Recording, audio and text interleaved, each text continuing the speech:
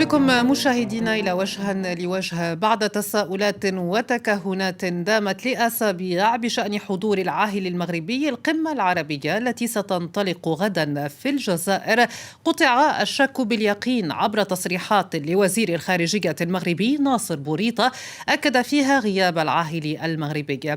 إعلان يأتي بعد خلافات خلال الاجتماعات التحضيرية للقمة على مستوى وزراء الخارجية العرب بدأت ببروتوكول استقبال وزير الخارجية المغربي وصولا إلى خلاف بشأن الخارطة التي عرضتها قناة الجزائر 24 والتي اعترض عليها المغرب باعتبارها مبتورة قبل أن تضطر الأمانة العامة للجامعة العربية للتدخل عبر نفي وجود أي شراكة بينها وبين القناة المذكورة، وتلجأ إلى عرض خريطة بدون حدود بين الدول العربية تعبيرا عن الوحدة بينها. فهل ارتكبت فعلا الجزائر أخطاء في استقبال وزير الخارجية المغربي؟ وهل مررت فرصة للتقارب مع المغرب أم أن المملكة حاولت تصيد الزلات كما قال البعض لمحاولة إفشال القمة؟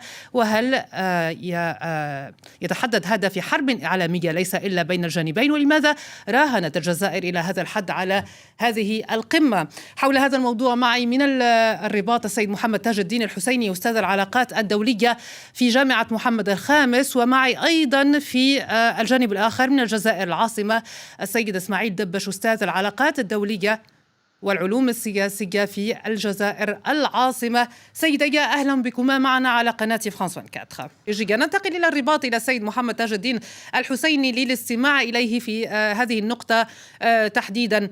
هل تم تضخيم هذا الموضوع، هذه المسألة برأيك سيد الحسيني؟ لو سمحتم فقط لم أستمع إلى هذه النقطة، فقط الآن أسمعكم لأول مرة. لم أسمع أي شيء مما قيل في البداية. كان هناك ربما مشكلة كانت هناك مشكلة في الصوت من الجزائر. السيد إسماعيل دبش قال بأن لم أستمع إلى أي شيء. قال بأنه لم تكن هناك مشكلة بروتوكولية أو خطأ بروتوكولي بحكم أن رمضان العمامرة لم يستقبل أي من وزراء الخارجية العرب، وقال بأن كان هناك ربما تضخيم إعلامي في محاولة ضرب هذه القمة كما قال. لا ليس هناك أي محاولات لضرب القمة. المغرب كان يشجع عقد هذه القمة، وحتى ربما كانت هناك حتى مشروع بالنسبة لحضور العاهل الملكي المغربي شخصيا، لكن ما حدث هو أشياء ربما عندما تجتمع قد تؤدي إلى نتائج محددة. نعطيكم مثال بسيط فيما يتعلق بالإعلاميين المغاربة، وهذه ليس أول مرة وقعت سابقا في الألعاب الأولمبية للمتوسط عندما حوصروا في المطار لمدة طويلة ولم يتوصلوا بالاعتمادات الخاصة ولا بالبادجات المتعلقة بالمشاركة. اليوم أنا شخصيا اطلعت على رواية قدمها صحفي مغربي لا علاقة له ليس بالنظام العام ولا أي شيء من هذا القبيل، مستقل، أشار إلى أنهم كصحفيين مجموعة الصحفيين حجزوا في المطار لمدة 6 ساعات، وربما تم استنطاق البعض منهم إلى آخره بأعمال معروفة في هذا المجال، ثم حجزت كل أعتدتهم وآلاتهم للعمل كصحفيين. وكانت النتيجة هي أن ثلثي الوفد الإعلامي المغربي الذي حضر في المطار اضطر إلى المغادرة والعودة إلى المغرب. ثم لكن لماذا حصل كل هذا اللغط إعلاميا؟ تسربت. سنأتي إلى هذه النقطة، لكن سيد الحسيني لماذا أثير كل هذا اللغط خاصة بخصوص الصورة التي رأيناها عندما وصل وزير الخارجية ناصر بوريطة وكان في استقباله وزير الخارجية الموريتاني بالمناسبة؟ أي بالفعل موريتانيا لا تستضيف المؤتمر، والوزير الموريتاني ليس مرشحا لاستقبال الضيوف. المرشح لاستقبال الضيوف هو وزير خارجية الجزائر. أن يستقبل السيد بوريطة شخص آخر فهذا في حد ذاته تجاوز للأعراف والبروتوكولات الدبلوماسية. يعني هناك أخطاء بروتوكولية ارتكبت بالنسبة لنا. إنه ينبغي أن نفهم شيئا أساسيا. لا ينبغي أن نفهم شيئا أساسيا، وهو أن دولة ما عندما تعقد مؤتمرا دوليا فهو لا تعقده لحسابها. هذا مؤتمر نظم من طرف الجامعة العربية وتستضيفه البلدان العربية حسب الترتيب الأبجدي كل على قدر استطاعته، وبالتالي الدولة المستضيفة لا ينبغي لها أن تمارس ممارسات ربما تتجاوز ما هو معروف في التقاليد والأعراف الدبلوماسية. وهذا ما قاله السيد اسماعيل دبش على الجانب الآخر أيضا مثلا طرحها، قال بأن ربما هناك تحميل للجزائر أكثر من طاقتها في هذا الموضوع، هي تحاول فقط تنظيم. لما قاله ضيفكم. طيب سنعود إليه حتى ربما يعيد كلامه وتستطيع أن تستمع إليه، ثم نعود إليك بعد قليل. سيد حسين. أنا شخصيا لم أحظى بالاستماع إليه. طيب أعود إلى السيد محمد تاج الحسيني. بيّن السيد إسماعيل دبش وجهة النظر في هذا الموضوع، وقال بأن هناك ربما محاولة تربص أو تصيد من قبل بعض الأطراف، وهو يتحدث عن وسائل إعلام معينة في هذا النطاق. ألم يكن هناك تضخيم فعلا، لأن رسميا لم يصدر أي شيء عن الرباط بالواقع؟ لو سمحتم فقط بضع دقائق حتى أوضح وجهة نظري التي لم أوضحها لحد الآن للأسف. طيب.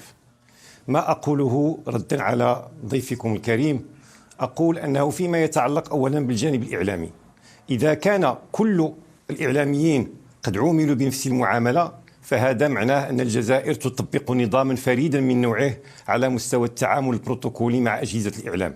الشخص الذي نقل إلى الخبر ليس بموظف عمومي وليس من أجهزة الإعلام الرسمية، هذا صحفي عادي كتب مذكراته ووجه لنسخة منها يقول: احتجزنا في المطار لمدة 6 ساعات، تعرض الكثير منا لتساؤلات غريبة لا تكون إلا عند المخابرات، احتجزت كل أجهزتنا وأعتدتنا الخاصة بالتصوير إلى آخره، لم تعطى لنا البادجات الخاصة بالحضور، أي شيء من هذا القبيل. وبالتالي كانوا مضطرين للمغادرة. ثلثي الوفد الإعلامي غادر. إن لم نربط الأمر ربما عفوا في هذه النقطة تحديدا فقط حتى أتم هذه النقطة، الله يخليك، فقط حتى استفسر منك بالنسبة لهذه النقطة.